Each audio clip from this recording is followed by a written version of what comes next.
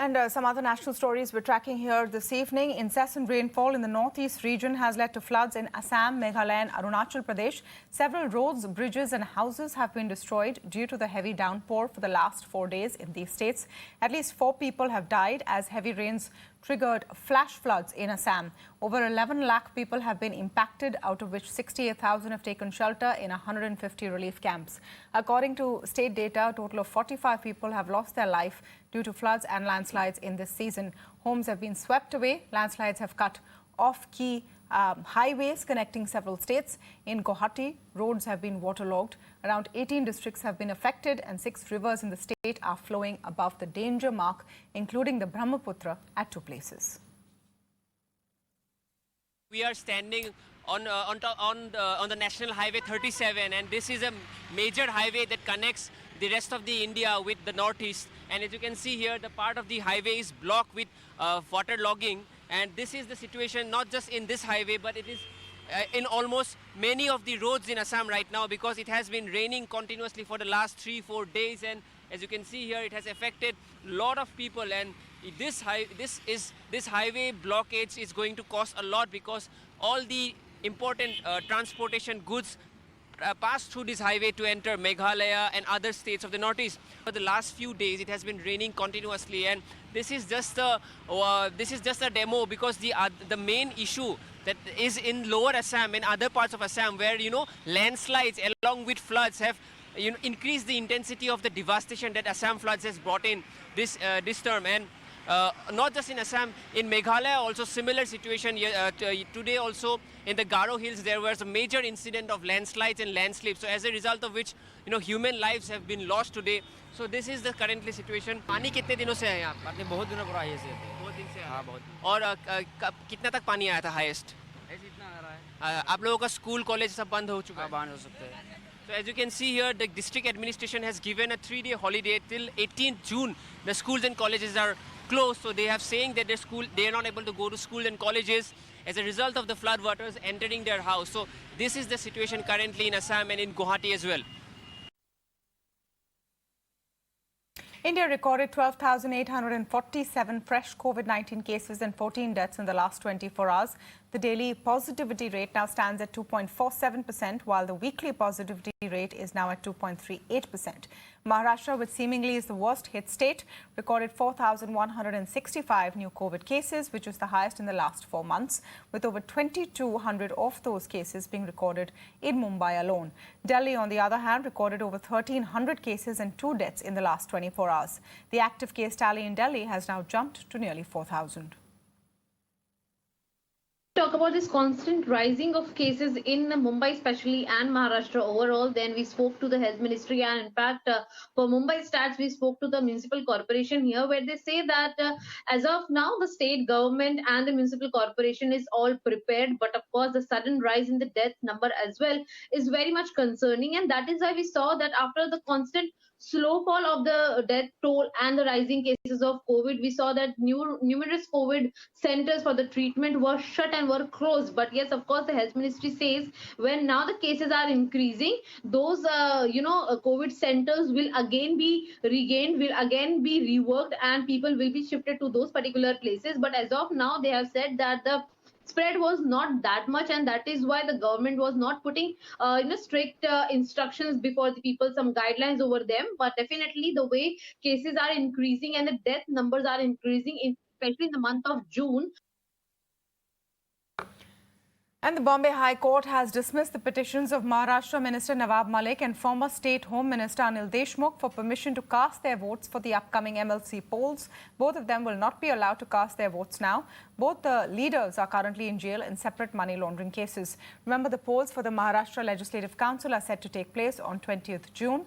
Meanwhile, the Agadi government in Maharashtra is taking all steps to ensure that it secures a victory. Maharashtra Legislative Council elections are been scheduled for 20th June, and after Rajya Sabha election, MVA government is now making strategy to win this all 6 winners for the MLC elections. We are joined exclusively by Balasaheb Thorat, Cabinet Minister for MVA government. Sir, एक महत्वपूर्ण meeting हुई अभी deputy chief minister के साथ क्या रणनीति बनाई जा रही है सर? महाविकास आघाड़ी के हमारे वोट्स तो है ही खुद के ही, उसके साथ हमारे मित्र पक्ष है, अपक्ष इंडिपेंडेंट एमएलए लोग है, वो सबका हमें वोटिंग करना है। यहाँ प्रेफरेंशियल वोटिंग जब होती है तो वो सब मैथमेटिक होता है, तो इसके बारे में बैठना पड़ता है, वो कैलकुलेशन करना पड़ता है, किसने किसको वोट देना है देखना पड़ता है। ये सब करने के लिए हम मीटिंग की। What is the strategy now after the Rajya Sabha polls? See, we have made some mistakes in Rajya Sabha. It is quite obvious, and that is the reason we have lost. So we have learned by our mistakes, and I can assure you one thing: 6 candidates of Mahavikas Aghadi, they are going to win this time. And sir, again a setback today because the Bombay High Court denied permission to vote in the MLC election for Mallik and Deshmukh as well. See, it's not a question of setback or something like that. I'm wonder and I'm shocked. Last time also I have given the same reaction. How someone can deny their constitutional right to vote? These are the two crucial votes. I mean, MBA together considered as well as NCP, two important votes. Will it affect the numbers, sir, the number game? I don't think so, because we have an adequate number, and as I said, Rajya Sabha was a different ball altogether, and this MLCs from upper house in legislative assembly is a different ball altogether, and we have adequate number. जिस प्रकार का ये court का judgement आया या order आई है, सीधी सीधी बात है, महाराष्ट्र विकास आघाड़ी के पराभव की शुरुआत और चुनाव के पहले उनको पनवती लग चुकी है। भारतीय जनता पार्टी के जीत का ये शुभ संकेत है और उस दिशा में भारतीय जनता पार्टी जीत की तरफ कदम कदम आगे बढ़ाएगी। Reserve Bank of India Governor raised the issue of methods of loan recovery being used by some lenders. Governor Shaktikanta has called out the harsh methods used by recovery agents. The governor said that the central bank will soon issue guidelines to make digital lending ecosystem safe and sound. He also mentioned how certain regulated as well as unregulated entities use unacceptable recovery methods without having adequate checks and controls. Another area which is engaging, and it is engaging our serious attention, is the harsh recovery methods used by certain lenders without having adequate checks and controls over their recovery agents. We have received complaints of customers being contacted by recovery agents at odd hours, even past midnight. There are also complaints of recovery agents using foul language. Now, such kind of actions by recovery agents are unacceptable and pose reputational risk for the financial entities themselves. And this is something which we find to a large extent in unregulated entities and also to some extent in the regulated entities of the RBI. Primarily, let's first understand that in any institution which is regulated or unregulated, today we are in a digital world, there is a nodal grievance officer. That's where you first raise the complaint. That's called step 1. Step 2, after you raise it with the nodal grievance officer, you move to the next step, which is the management of the organization, which is a grievance committee. Once you do that, and if you get favorable response and it stops, it's fine. If it doesn't, third, you serve them a legal notice. Now, coming to a country like India, where you don't have the wherewithal in terms of the money, time, and the effort and the knowledge to actually serve a notice, what you can actually do is there are pro bono lawyers available to serve you notices on these grounds, and they can help you doing this. Failing which, a simple email stating that I would be forced to take legal action is good enough. This is a very delicate issue. Lending is definitely needed. Digital lending is making the loans reach faster. This BNPL and many other methods which have come up makes the loan very quickly available to the people, which they can use for meeting their needs. I don't think any of these things justify using the strong arm tactics or using indecent tactics for recovering. And that is what the law doesn't permit. It's a real live human issue. We'll take a very short break at this point, but when we come back, we have an exclusive interview with the Grandmaster himself. Vishwanath Anand speaks to us ahead of the Chess Olympiad torch relay.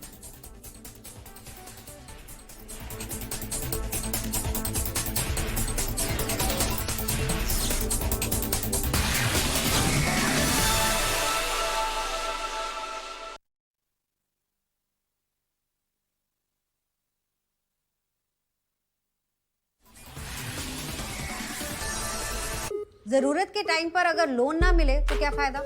पैसाबाजार.com पर जाओ और पाओ instant loan सीधे अपने account में। पैसाबाजार.com।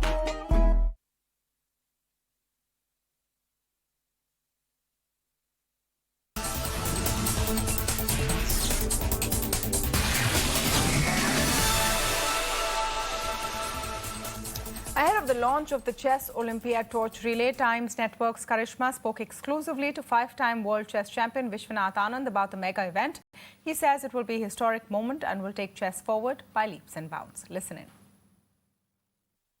Sir, it is a historic moment for India to be able to host the Chess Olympiad at home turf. How are you looking at this development, sir? It was such an unexpected event because in February, suddenly the opportunity came to bid for the Chess Olympiad, and the Tamil Nadu government, it must be said, they moved to do everything in 3 days, which nobody else in the world was able to do. In 3 days, they were able to arrange everything and guarantee everything. And so we got this Chess Olympiad. First Chess Olympiad in India, first in Tamil Nadu, obviously, and it's a very exciting thing because in the last 3 years, chess has grown enormously worldwide and in India. I mean, things like the Queen's Gambit, lots of people sitting at home during the pandemic playing chess and so on. So it seems like the stage was waiting for this to happen. It's a wonderful thing. The ASCF is also working flat out to make this a success. They have been wonderful with the team members, giving all of them all the help they need to get ready for this Olympiad. I'm very hopeful it will be a success, both organizationally and sporting, in a sporting sense. And sir, the PM himself is involved in this. He's launching the torch relay on the 19th of June in New Delhi. Somewhere talks about the magnitude of this event for people who may not know. This is equivalent of a World Cup in a sport. Yes, the Olympiad is the World Team Championship. So it's the where every country sends a team. And we have a record participation this year, 185 countries, which itself is a statement. And on top of that, the fact that, as you mentioned, that the Prime Minister is also extending his support. I mean, besides the fact that the government will support this initiative, that the Prime Minister will help us with the torch relay. And we have this very solemn tradition of a torch relay for the first time in chess. So there's just a lot of firsts there. And I'm sure after this torch relay, a lot more people will be aware that such a big event is going to happen in India in a month or two. And so do you feel this is also going to help bridge that connect with chess that, many in India may not have it somewhere? The buzz around Chess Olympiad in India is also going to create more awareness about the sport also and create like a mass awareness. Definitely. Imagine that for 3 weeks during the Chess Olympiad, the sport will be mentioned continuously.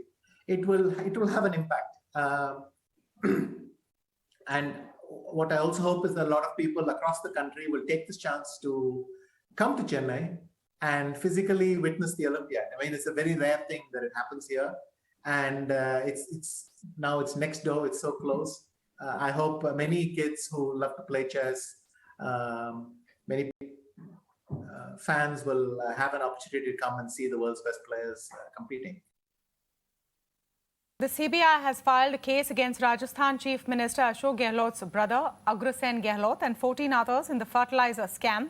Earlier today, the CBI conducted raids at the residence of Agrasen Gehlot in Jodhpur and 16 other locations across Gujarat, Rajasthan and West Bengal. The case relates to alleged corruption in the import of potassium chloride. Meanwhile, Congress leader Rahul Gandhi slammed the centre over raids on Ashok Gehlot's brother, saying that the harassment of opposition leaders who stand up and speak truth to power has become the hallmark of the BJP government. This is an old case. In fact, in 2011, the Directorate of Revenue Intelligence had filed a prosecution complaint against Agrasen Gehlot, Ashok Gehlot's brother, and it was alleged that muriate of potash, an important ingredient which is used in manufacture of fertilizers, was illegally given to commercial entities. Remember, Agrasen Gehlot was a dealer of Indian Potash Limited, and Indian Potash Limited imports muriate of potash, which is a restricted item. Now, instead of giving muriate of potash to farmers, he had given it to commercial entities who then illegally exported it to Malaysia and also to Singapore. Then this matter was revived in 2020 by the Directorate of by the Enforcement Directorate, which filed a case of money laundering. At that point of time, Ashok Gehlot had said that the case that was filed by the Enforcement Directorate was a political witch hunt. At various points of time, Agrasen Gehlot was called by the Enforcement Directorate. He was questioned. Now, on Friday, the Central Bureau of Investigation carried out raids and searches at 15 locations and also in 3 states. CBI has issued a statement that Agrasen Gehlot is not the only person who has been raided and searched, but at least 20 other individuals and entities have also been searched and raids have been carried out. But unknown officials of government have also been named in these searches. Importantly, the Congress have come out in support of Ashok Gehlot. He is one of the chief ministers who was openly supporting Rahul Gandhi when he was called in for questioning by the Enforcement Directorate. So there is a political angle to this. But as far as the CBI is concerned, they have said they have taken cognizance of the old prosecution complaint that was filed by the DRI, as well as the new investigation that they have carried out on their own. The Enforcement Directorate carried out raids at 10 locations in the National Capital Region linked to its money laundering probe against Delhi Health Minister Satyendra Jain. Among the places being searched include a trust linked to the case, owners of 2 private schools and others. Jain is currently lodged in Tihar jail and was arrested on May 30th under the Prevention of Money Laundering Act. At least at 10 locations in Delhi and also in NCR, these searches are related to Satyendra Jain, who is presently in judicial custody. Remember, he was arrested around 3 weeks back by the Enforcement Directorate in a money laundering case, where allegations are that shell companies that his family or he fronted purchased large tracts of land in and around Delhi around a decade back, and then that money was in fact channeled into several other companies. Satyendra Jain links with other individuals are being told by the Enforcement Directorate. The raid started early in the morning. Now, it's being said that owners of 2 private schools, one of them Mother's Pride, which is a very prominent school in Delhi, are also being searched. Apart from that, owners of Karol Bagh Masale, they are also being raided as we speak. ED officials have also said that the role of some government officials are also under the scanner of the probe agency. Now, right from the day when Satyendra Jain was arrested in this case, there has been a political fight between BJP and AAP, with the BJP asking why Satyendra Jain has not been sacked from the Council of Ministers, and AAP saying that this arrest clearly is a witch hunt by BJP with them using Enforcement Directorate. On this part, the Enforcement Directorate has said that it being a secondary agency, they have only taken cognizance of the FIR that has been filed by the CBI, and they have also said that CBI has filed a charge sheet in this case. And the Financial Action Task Force has once again retained Pakistan on the grey list. According to the FATF president, Pakistan hasn't been removed from the grey list today, but will be removed after FATF team's visit to ensure that measurements are in place. However, Pakistan has been found in compliance of 34 action items as required by the FATF. Pakistan has been on the FATF grey list for deficiencies in its counter-terror financing and anti-money laundering regimes since June 2018. Meanwhile, keeping the progress in mind, the former Pakistan Prime Minister Imran Khan said the committee set up by him had representation from all government departments and security agencies relevant to the FATF action plan, and they'd work day and night in the first instance to avoid blacklisting. Pakistan के 2018 और 2021 के action plans और उनकी technical evaluation यहाँ पे consider हुई। मुझे ये बताते हुए बहुत खुशी है कि फैटफ ने यूनानिमसली पाकिस्तान के तमाम पॉइंट्स पे, तमाम एक्शन प्लान्स के पॉइंट्स पे पाकिस्तान को क्लियर कर दिया है और कहा है कि पाकिस्तान की performance is up to mark. इसके साथ हमारा ग्रे लिस्ट से निकलने का प्रोसेस फैटफ प्रोसीजर के मुताबिक शुरू होता है और उस प्रोसीजर के मुताबिक एक टेक्निकल इवैल्यूएशन की टीम पाकिस्तान भेजी जाएगी। हमारी पूरी कोशिश है कि ये टेक्निकल इवैल्यूएशन की टीम अक्टूबर 2022 के प्लेनरी साइकिल से पहले अपना काम इख्तिताम करे और हमने उनको इंश्योर किया है कि we will ensure their comfort, ease और उसके साथ इंशाल्लाह अक्टूबर 2022 में ये हमारा फैटफ की ग्रे लिस्ट पे निकलने का प्रोसेस इख्तिताम पे पहुंचेगा। मैं पूरे कौम को यकीनन कंग्रेचुलेट करना चाहती हूँ, मुबारकबाद देना चाहती हूँ। Well, the FATF says that Pakistan has made some progress, but it wants to see on the ground what kind of progress it has made. We know that not much progress has made, but at least FATF believes that some progress has been made. So only after the FATF looks at the entire situation on the ground, whenever it does go to Pakistan, keeping COVID in mind, and then comes up with a positive answer, will a decision to move Pakistan off the grey list be taken. At this point, Pakistan will continue to be on the grey list. There is no dispute on that. Yes, Pakistan, according to the FATF, has made some progress vis-a-vis terror financing, but at this point, it remains on the grey list till there is this visit, an on-site inspection, and if they are happy with the progress, only then will a decision to take Pakistan off the grey list be taken. As of now, Pakistan firmly remains where it was on the grey list, in the grey list. Time we have this evening on Beyond the Headline. Thank you for joining us. We'll be back here tomorrow, same time, same